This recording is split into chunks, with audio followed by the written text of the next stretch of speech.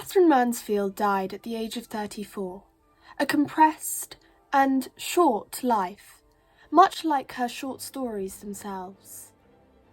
Her life seemed to embody much of what she wrote down on paper. Her work was filled with uncertainty and fragmentation, very much a product of modernism, this literary period that she was surrounded with. When we think of modernism, we might think of the great novelists such as Virginia Woolf and James Joyce, but I chose to look at Katherine Mansfield because she's less appreciated, it seems, with her short story form. She actually was going to plan a novel. It was written down in her journals. However, she died too young to finish it. So this leads to discontent.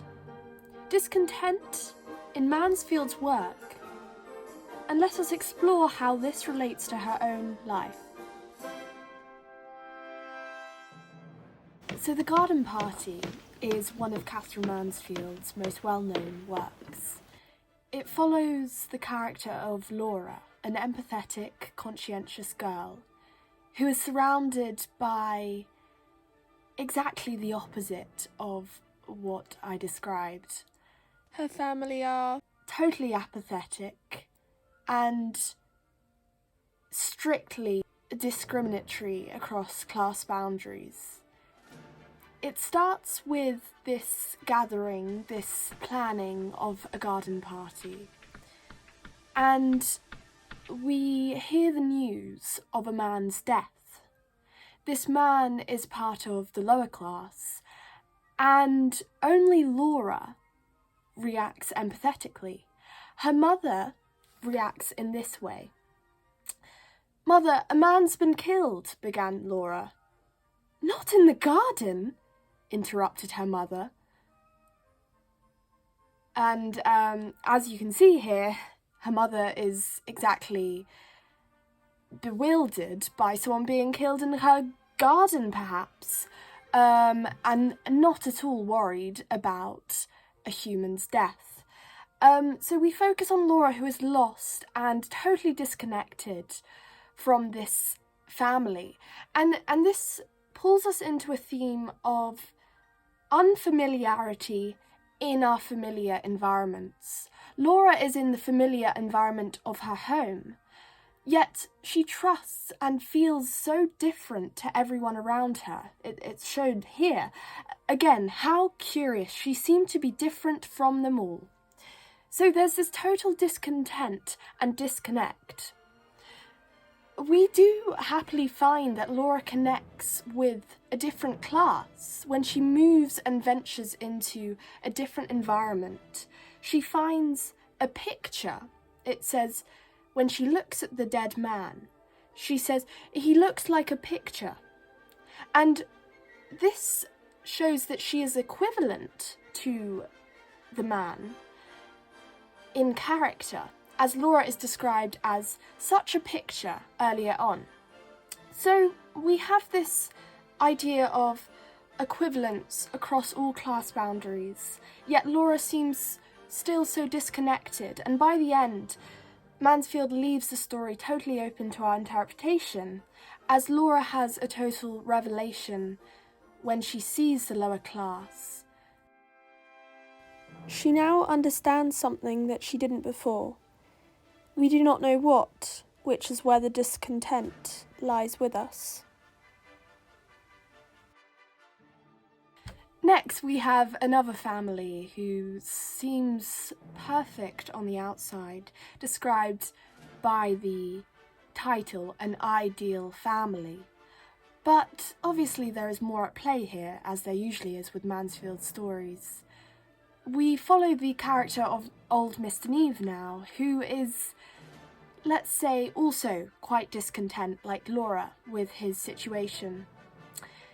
He feels totally unfamiliar and disconnected. He describes the voices of his family as faraway voices, and even his family seems totally not his. He says Charlotte was not his wife.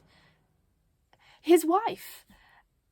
He's filled with surprise at the idea of his wife being his wife. It's almost as if he is disassociating from his environment. Again, this idea of the familiar being made totally unfamiliar. And interestingly, we get a disconnect and slight disassociation from the self. He asks the question, who was he? And this, I will talk about later, is another theme of modernism, the idea of searching for identity and perhaps feeling discontent with who we truly are. Another short story that evokes this sense of discontent in middle-class life, which Mansfield tends to write about, is Bliss.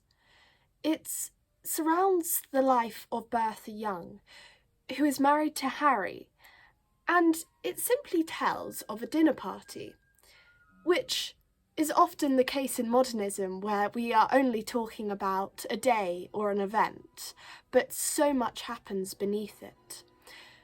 Bertha lists all the beautiful idyllic things she has with her life, and yet she calls herself absurd. Now, why is this?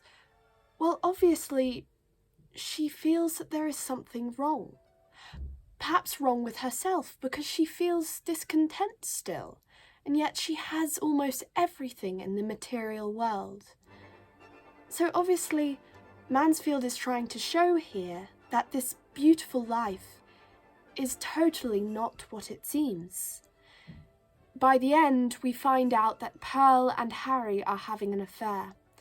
Pearl is this character of excitement and zest that Bertha has been drawn to throughout. And so it, I guess, dissatisfies us when we find out that Pearl is simply a traitor to Bertha, who Bertha had idolised throughout. And again, we have this loss at the end, this inconclusive nature to the story that perhaps fills us with discontent, but it's another revelation, so it could also uplift us. It is significant to add a poem which Mansfield wrote. Not a short story, but again this compressed form perhaps. And it was written after her brother had died in World War I. So again, this sort of uncertainty and discontentment. And it really brings together this idea of finding obscurity and unfamiliarity in the familiar.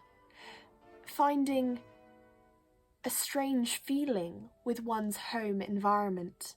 And she certainly finds a strange way to describe her brother in this poem. She writes, "By the remembered stream my brother stands, waiting for me with berries in his hands. These are my body, sister, take and eat." And so these berries, which were previously described as poisonous, are being offered to her by her own brother, which is very strange to say the least. And it gives us a slight of discontent and an uncomfortable feeling with this close sibling relationship that is broken down by the poison of the berries. So where do these ideas of discontent and attachment come from? Well, Mansfield grew up in New Zealand, in colonial Wellington. So she was living in a society where there was disjunction between people. The Maori and Pākehā people were constantly at boundaries with each other. She felt a conflict, therefore. White New Zealanders were constantly trying to impose the British way of life upon themselves. They called Britain their home. So it was as if Mansfield wasn't truly living in a place or one state itself. She felt constantly in between places, constantly in between Britain and New Zealand, because even New Zealand wasn't truly a home to the New Zealanders. She gained a love for London when she moved there, and felt a sort of antipathy towards New Zealand. But then when she developed her condition, tuberculosis, she gained a sort of nostalgia for New Zealand, her home, her slightly distorted home country. She wrote in her diary in 1914, "Dreamed about New Zealand, very delightful." But then we get the sense of disruption and detachment again, when on the following day she writes, "Dreamed about New Zealand again, one of the painful dreams." So a constant disruption of thought, which we find again with this sense of identity and the self. There's a disruption within Mansfield. I am always conscious of this secret disruption within me. We found this in old Mr. Neve, who felt a lost sense of self. And this lost sense of self does come from her home country, which never was truly itself. It was always imitating and mimicking. Ida Baker described Mansfield as a born actress and mimic. She was constantly using different pseudonyms. She never held on to even her own name. So there's this sense of unfamiliarity again in the familiar, never holding truly to who you fully are. And it's important to note the influence of art on Mansfield. Fauvism was something that she looked at and almost translated into her own writing. It was an art that countered years of Western artistic tradition.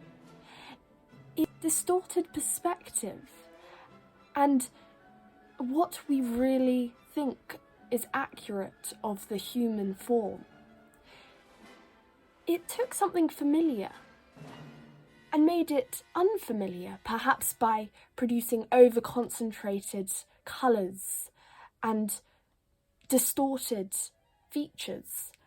But also we find the familiar in it again. We almost recognise the people, the places in it, like caricatures, ultra-defined features. We can take the art piece Woman with a Hat by Henry Matisse. The woman is certainly not a realistic depiction of herself, but her defining eyebrows and her uncertain stare almost gives us a sense of familiarity in her unfamiliar depiction. T.S. Eliot, a great modernist himself, wrote, "We shall not cease from exploration, and the end of all our exploring will be to arrive where we started and know the place for the first time."